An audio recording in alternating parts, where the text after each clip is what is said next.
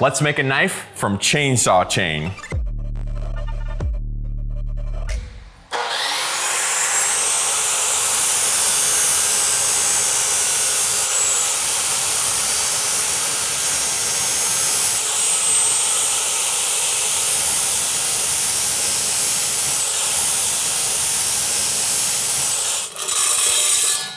I'm gonna try to hand place them in there and hopefully eliminate as many air gaps as I can, because I want our chainsaw chain Damascus to be very high, high density in the amount of chainsaw chains versus air. I don't want there to be a lot of air in my blade.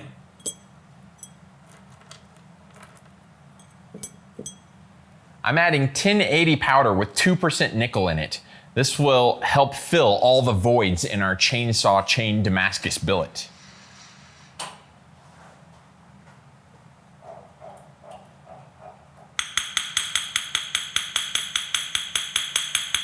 Add a lid.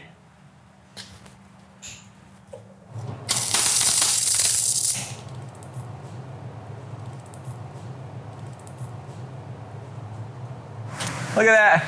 Look at we made a candle. We made a chainsaw chain Damascus candle. Isn't it pretty? That's the prettiest candle I've ever made. It's the first candle I've ever made. It's so beautiful. It's got a beautiful little flame coming right out of the top. Ah! What are you trying to do? Cripple me? Well, happy birthday to me. Yay!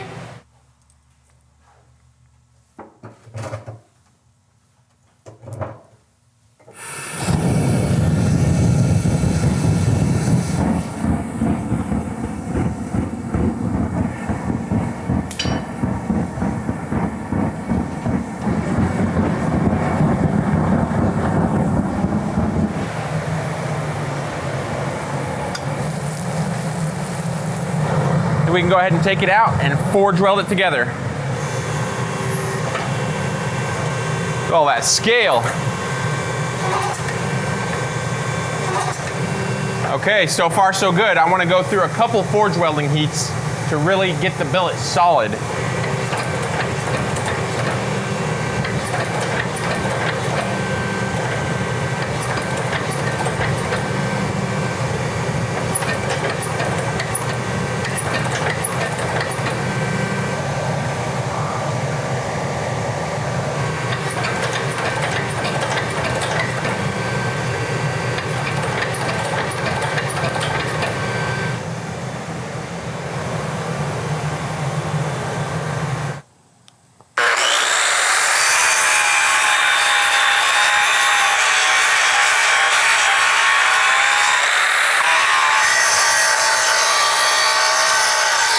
Ah, shoot, the yard's on fire.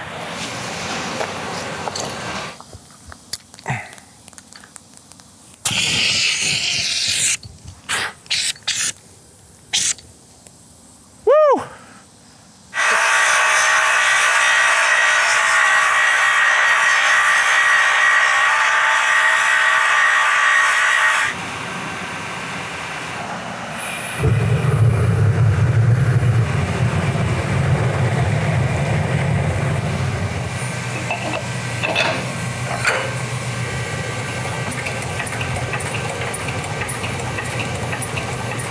Okay, when that billet finishes heating up, I'm gonna try twisting it. I really feel like it could just twist in half right away, considering that the billet wasn't very big and we didn't forge it down very small. Also, I have no clue how well these chainsaw teeth forge weld to each other and how well they forge weld to the powder. For all I know, this thing could just grenade on us, half a twist in. All right, here we go, moment of truth. It's nice and hot, ready to go. Whoa.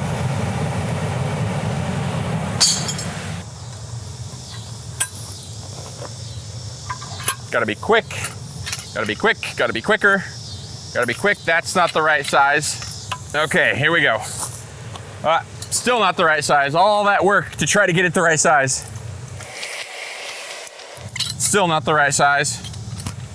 And it's cooled down. Well, we went about a half or 3/4 of a turn and it hasn't grenaded yet. Got a lot more twisting to go though. I'd like to go several twists. That's really not going very well. The pipe clamp isn't working out very well in the end. It's kind of like letting go and the end is becoming round. If the end becomes round, I won't be able to twist it.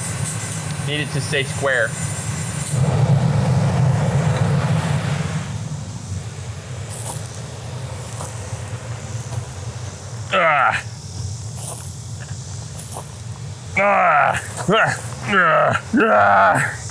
More heat, more heat.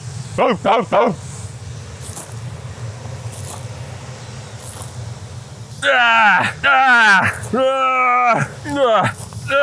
think I'm calling it there. I think that's good.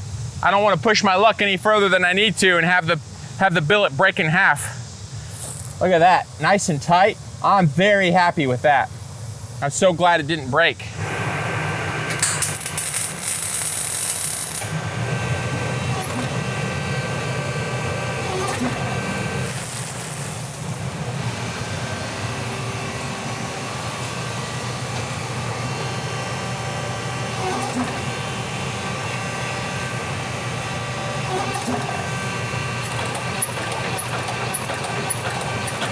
Very excited to see how this pattern looks. I can picture how it would look before we twisted, but after twisting, I have less of a clear picture in my mind of how it's actually gonna look.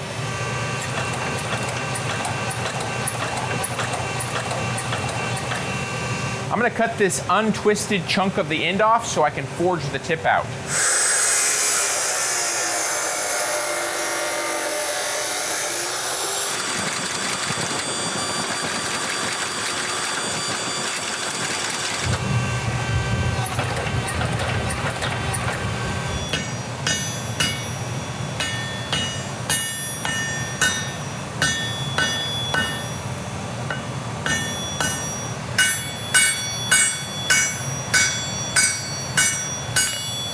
Later. Our chainsaw chain twisted Damascus is done being forged. I'm gonna grind all the scale off the blade, pop it on the surface grinder, and grind this thing down to the thickness that I want.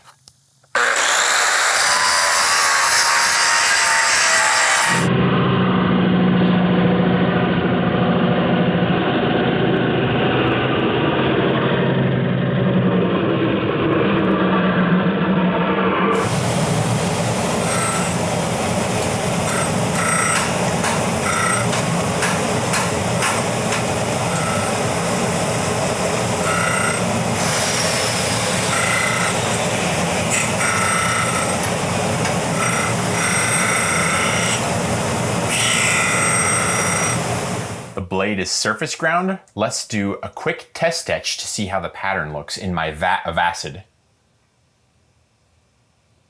Whoa, look at that.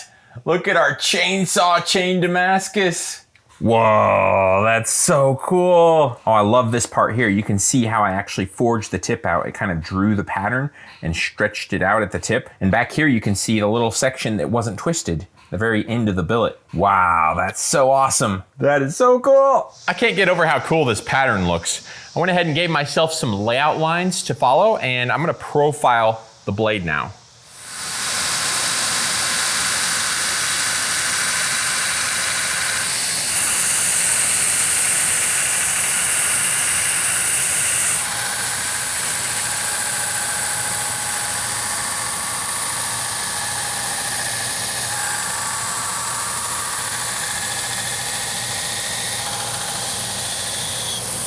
The blade is surface ground, profiled, and the bevels are rough ground in.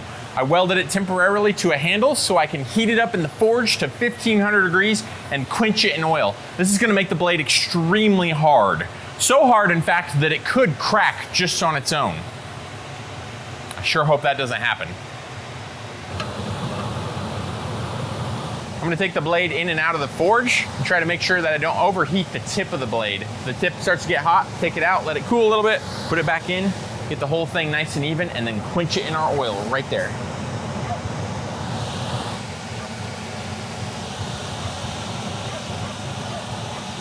All right, here we go.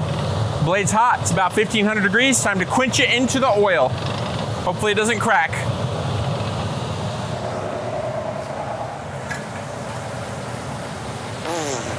Move your face out of the fumes. Keep moving it up and down violently.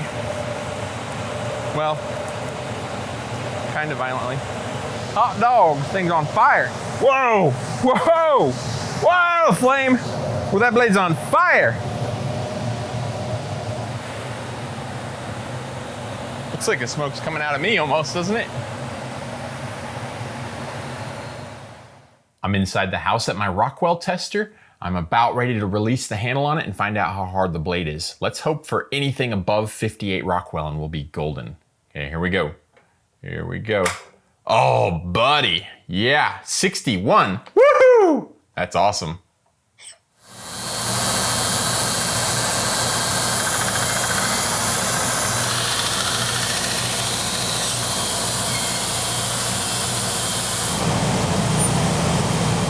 The blade hardened up so nicely, I'm gonna start tempering the blade now. Tempering the blade removes a little bit of the hardness, making the blade so it's not as brittle and it'll be tougher. Right now, the blade is so hard that if I dropped it on the concrete, it could crack in half. Once I'm done tempering it though, that should not be the case. Tempering also helps keep the blade from chipping when you use the knife.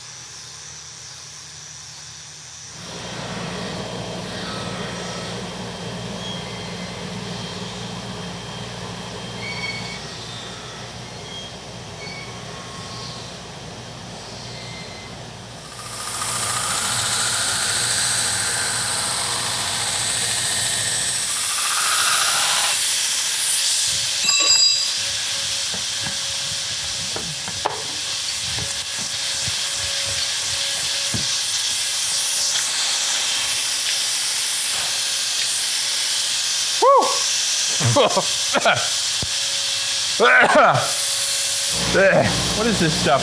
Pretty sure you don't want to breathe it because there's no oxygen in it.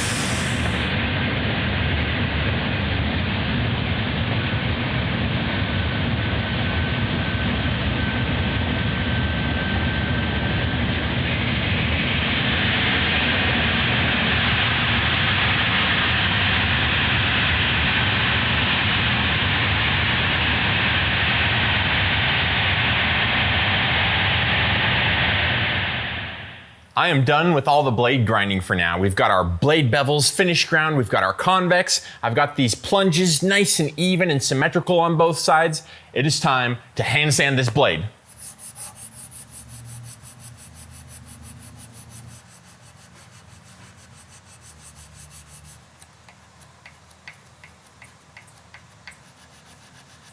I finished hand sanding the blade and now I want to add my logo to the blade. To do this, we're gonna do it with electrochemical etching. I'm gonna place this stencil over the blade and we're gonna use electricity to eat away at the metal underneath the stencil. Clamp blade, place clamp on tip so I don't cut myself. Pour electrolyte on electrode. Remove excess electrolyte. Gator clamp lead wire to electrode. Clamp other gator clip to blade. Clamp gator clip to blade. Plug in lead wires, turn on multimeter. Turn on variac controller, tape stencil to blade. Add more tape, and add one more tape. Electrochemically etch stencil. Remove stencil. Add Neutralite, add brass black to logo. Wipe off excess brass black. Sand area around logo. Oh, that looks really good. I got it nice and deep this time. So hopefully as the Damascus etching process and everything gets finished up, the logo will look nice and crisp because I got it so deep. Here's how our chainsaw chain Damascus should look when we get our chainsaw chain handle welded on. I'm planning on welding up each one of these links and making it so it's a solid piece. And I'm also gonna TIG weld the chain to the blade.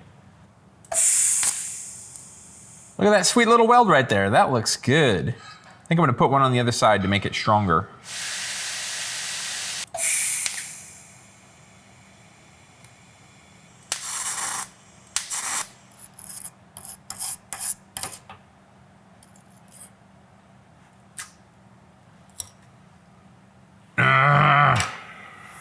whole thing broke off and we're back to ground zero. Okay, let's try this again, I guess, because I'm insane. Let's do nothing different and do exactly the same thing. Dad, will I electrocute myself if I'm grounding to the thing? I don't know, man. You're beyond me there. That's outside my skill set. I'd have a thing phone across the room after 2 minutes of fussing with it.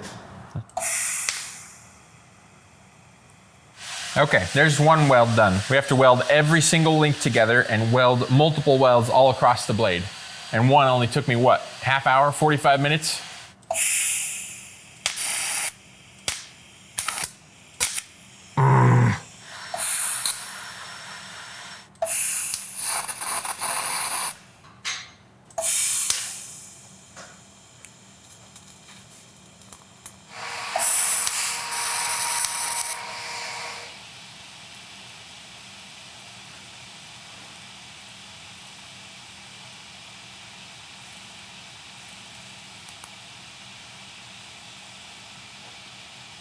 All right, with much hardship and almost some tears and maybe a little blood, we finally have the chain across the spine of the blade welded in place. Now, I have no idea how this is gonna go, but we need to start forming our handle out of all this floppy chain. In my mind, it wasn't gonna be a big deal, but neither was welding this stuff to the blade, and that turned out, you saw how that turned out. So I'm getting really scared about how all this floppy chain is gonna come together into an actual handle. Because right now, our knife handle is looking a little bit floppy.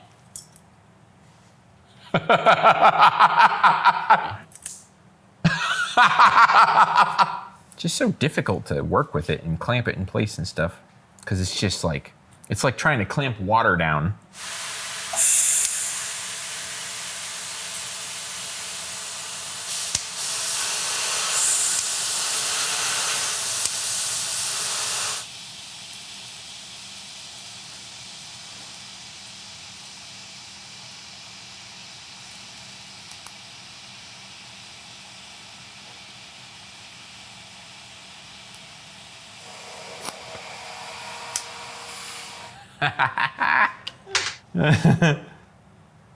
Look at that. We have a handle. It's not all floppy chain anymore. That was almost a nightmare, especially starting off. I burned the tip right off the knife and had such a hard time just getting that started on there. But once I got it started going easier and easier. And then I went back over all the welds and beefed them up, so it should be relatively strong for what we're working with here. Before we finish our chainsaw chain knife, a quick word from our sponsor, UGREEN. Camping is supposed to be simple. But dead batteries and messy cords make it stressful. That's why I use the UGREEN Nexode Retractable Power Bank. The cable's built right in, so I don't have to dig through a pile of junk or wonder if I packed the right cord. When you're camping, everything needs a charge eventually. UGREEN keeps my phone alive for GPS and photos. It powers my lamp so I'm not left in the dark, and even tops off a speaker for some music by the fire. The best part is I can charge all three at the same time. It's compact and durable, tested for over 25,000 pulls. That's actually really satisfying. And when I get back home, I use UGREEN's 65-watt GAN charger, also with a retractable cable. It's the same clean setup, but it's powerful enough to fast charge a laptop, phone, and anything else I need. If you camp, travel, or just want less stress in your bag, the UGREEN Nexode Retractable series is available now on Amazon and on the UGREEN website. Grab one today, links are in the description. Thank you, UGREEN, for sponsoring this video. I'm gonna go over the chainsaw chain with a wire wheel and see if I can get it cleaned up a little bit. And then I need to do a little bit of sanding on the blade to get that cleaned up before we can etch and see the pattern of Damascus we have.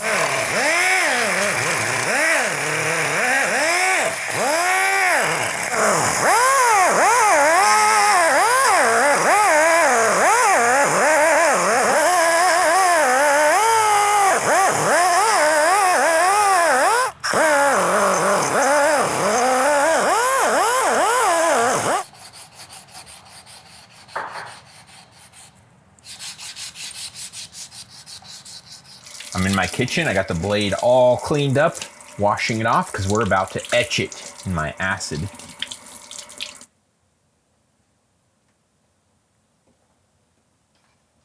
It's been a couple minutes. Let's take it out and look at our chainsaw Damascus. Whoa, look at that pattern. Whoa. Oh, it looks so cool. I know we made it from chainsaw chain, but this pattern actually looks sharp. Like it looks like there's sharp stuff in the pattern. Look how wispy it is. You got these little wispy bits and you got these bigger things. There's some cool stuff going on here at the edge. You can see where we forged the tip of the blade out. Oh man, that is so awesome. Whoa, look at that. Oh, I love it.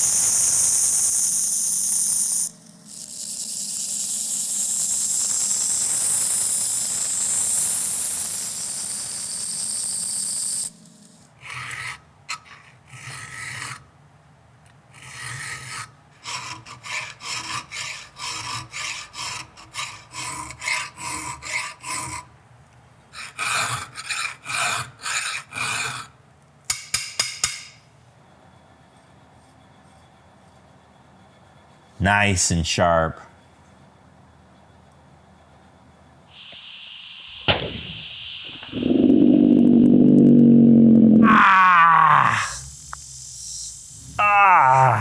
The chainsaw chain hit my hand. I'm gonna need thicker gloves. I went down a bunch, hit the table really hard, like really hard.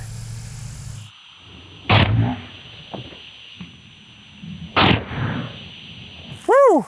Yeah, all right.